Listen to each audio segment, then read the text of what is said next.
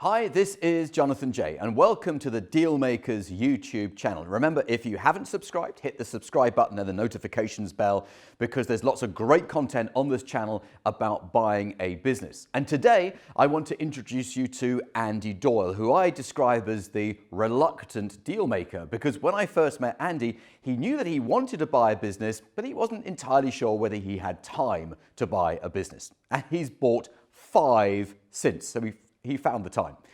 And in this interview, which is an interview in front of a live audience, part of my private client group, Andy describes each of these deals in turn, how he did them, how he put the deal together, what worked, what didn't work, but also how he's trebled the size of the business that he had before he started buying businesses. So in other words, he took the business that he'd run for 10 years. He's now trebled the size of it in the last 18 months as the result of these 5 acquisitions. It's a great story, it's very inspiring, it's very motivating, and I'm sure you're going to enjoy it.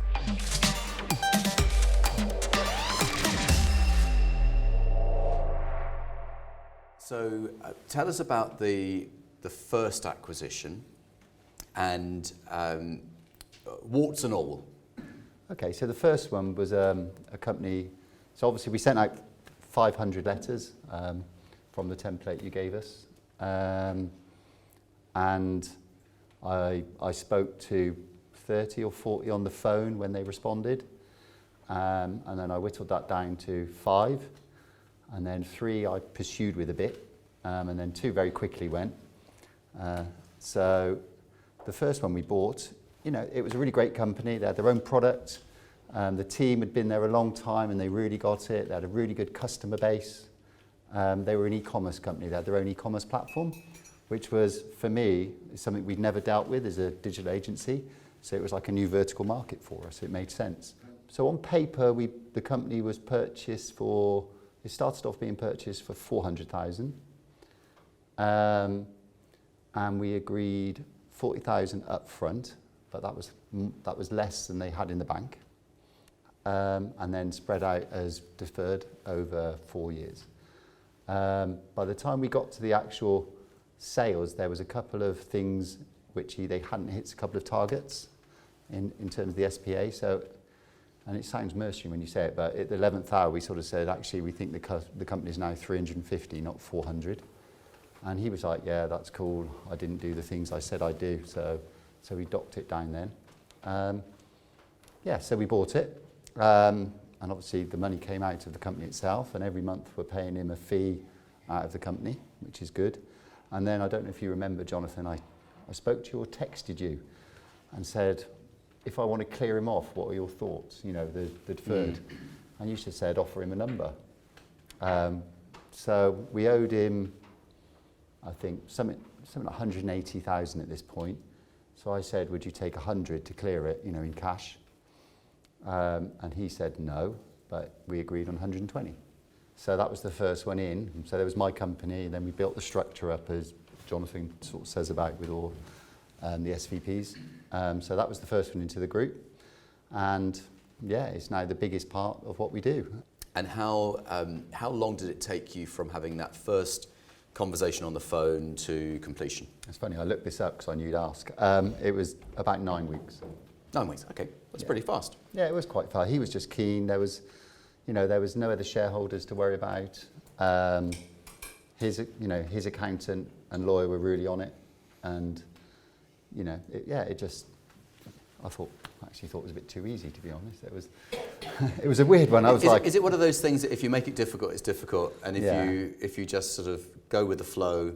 Yeah, and just take it all on the chin and the questions, and you know, he was motivated. You know, I kept on meeting him. He was quite local to me, so it was easy. So I kept meeting him for coffee and got to know him, and we just talked about ambulance driving, really. So you know, he was really motivated to sell. He was, you know, late 50s. He'd had enough. So the second one was another digital agency, local to us. They weren't going into administration, but they were in trouble. You know, they weren't making money. That was the thing. When we did the due dill on them, they probably had 300 clients on their books, which is a lot for an agency. You know, hosting their websites, doing lots of bits. and they had this pipeline of work. So we thought we could come in, we could tidy it up a bit. Some of the clients were paying fees which hadn't changed in over 10 years. So we thought 300 clients, if we even had £100 a month, you know, onto this and that, you know, just say, look, we've come in and we're just uniformly making these fees adjusted. We thought, you know, that would easily put it into profitability. So on paper, we were like, I can see a route through to make this and keep all the jobs. It was a bit of a slower process. And again, this highlights the speed is everything. You know, it was probably 3 months or maybe even a bit longer. And one of my learning curves was do a slight, another tweak on the due diligence if it's taken a long time. So we didn't. So we bought it. And then very quickly realised the VAT bill had been paid on a company credit card, which wasn't a debt before. There was a loan taken out in the period for an amount. And what else? There was one other thing. Oh, and then all the work the team had booked in for the next 6 months had all been paid for up front and spent. Oh, right. So there was no ability for them to earn any money because they were all busy for months. Right. So we kept going and we tried to save it. I mean, we bought it for next to nothing. I mean, I think the total agreed value was 15,000 paid over 3 years. So it wasn't. But because of those things, he'd broken some of the warranties. So I wrote him a letter to say, you know, as per these clauses in the contract, you know, what do you want to do? So he said he would walk away and not ask for any of the money. I think we paid him 2 payments at this point. And then we looked at it and we brought in the administrators. It just wasn't savable because of these extra debts. So the hindsight, the learning curve was we should have bought the assets, not the shares. It should have been an asset purchase because that would have cleared off that would have made it really good. But one thing we did learn, the administrator, because my accountant recommended him and said he was a friendly one, he came in and then he started going, it's going to cost you this much to get rid of the furniture and this much to get rid of the kit. So I said, can I buy it back out of administration? So I bought all the hardware because he said it was going to cost like thousands to get all the computers cleaned and all that. And I said, I don't want to spend any money. Can I buy the hardware from you? And he said, make me an offer. And I said, 200 quid. And he just went, yeah, that's fine. He didn't care. For 30 iMacs and keyboards and some PCs and 2 55-inch TVs. And so you put the company into admin, but you bought the assets back yourself. Yeah, so all the problems went away. Yeah, so I bought, in separate transactions, I bought all the hardware, all the, you know, the electronic hardware as they called it, which is a bit of a dated term. I bought all that for £200. Then I bought the contracts from it, I think 500 quid or something. But then I bought them and I sold them to another local agency for £6,000. And then all the furniture, the landlord of the building room had the floor below us. So I went downstairs and said, look, you're not getting your rent. We're going into administration, but I don't want you to be lost out. Do you want all the furniture? It was all brand new, lovely stuff. And they went up and went, yeah, we'll move on to this floor and we'll take all the furniture. Thank you very much. So it all, you know, it was a bit of a sad thing. You made people redundant and stuff, but, you know, and we shouldn't have got excited and we should have bought the assets. But at that point, it was all a bit like, So. The third limited company was, so a friend of mine had a company, a digital agency, and he had 2 partners. So it was equally owned by 3 guys, and they'd all fallen out. That was the problem. And they had a contract, a preferred supplier status with Virgin Media. And that contract is like gold dust. To get that, you know, in our world is like, how the hell did they get it? But they did. So I said to him, I'd buy the company off him instead of putting it into administration because they just couldn't work together anymore. Now, I was just saying to Jonathan just in the break, I don't actually understand the detail of how we did it. The accountant did it. So basically, for them to close the company, they had quite a lot of money in directors' loans, which they would have had to pay back because it's money they've taken from the company. But somehow my accountant worked out, there was money in the bank as well. The company was, you know, positive cash flow.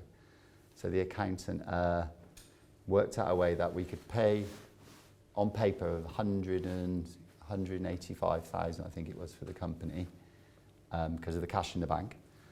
And then we paid them out of the cash in the bank, but then he's done an application because of the company sale for what we call S455 tax. I'm out of my comfort zone now.